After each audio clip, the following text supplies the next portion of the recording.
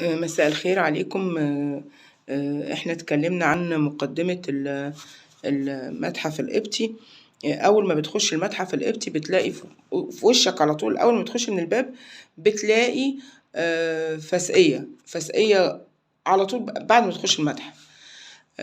ما احنا قلنا انه تخطيط المتحف دوت اصلا هو تخطيط منزل مش تخطيط بيت. ما فيش متحف بتبقى بحساب يعني بمساحة 800 متر مربع فقط يعني.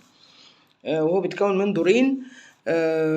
وواجهة المتحف القبطي هي شبيهة جدا جدا بواجهة جامع الآمر بأحكام الله في شارع المعز الدين الله الفاطمي، مع اختلاف انه في رموز قبطية على الواجهة، زي الصلبان وزي السيد المسيح وزي يعني وزي الملائكة. لكن هنلاقي قبل ما نخش المتحف هنلاقي فسقية شمال ويمين، وهنلاقي جوه المتحف فسقية أو نافورة. طيب النافورة دي ليه؟ في عصر المماليك، والمماليك كانوا يعني بياكلوا بعض أكل، يعني قتل كتير ومشاكل كتير واغتيالات كتيرة. فكان أي سلطان مملوكي بيخاف، قالك ما أنا مش عارف، والشعب يعني بيحبني بيكرهني، ما مش عارف حاجة. فطب المماليك الأمراء دول اللي قاعدين في حفلة دول بيرتبوا لي لإيه؟ فيقوم مثلا في أي مناسبة عند أمير من الأمراء، جواز أو كتب كتاب أو ما شابه، يروح باعت جواسيس عشان يسمعوا الأمراء ما بينهم ما بين بعض بيتفقوا على إيه على السلطان.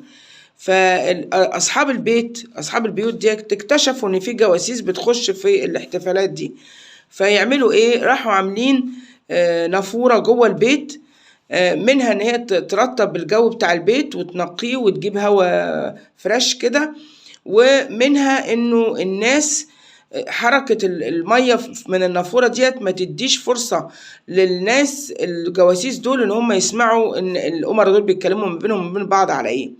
يعني هو هدفها اصلا سياسي. فإذا النافورة ابتدت تظهر في العصر المملوكي.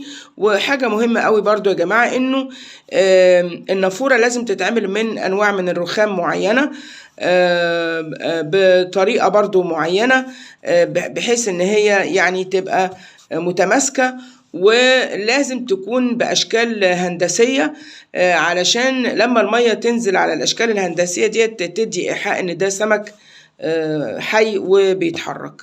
فدي أول حاجة هنشرحها لما نخش المتحف القبطي. شكرا جزيلا.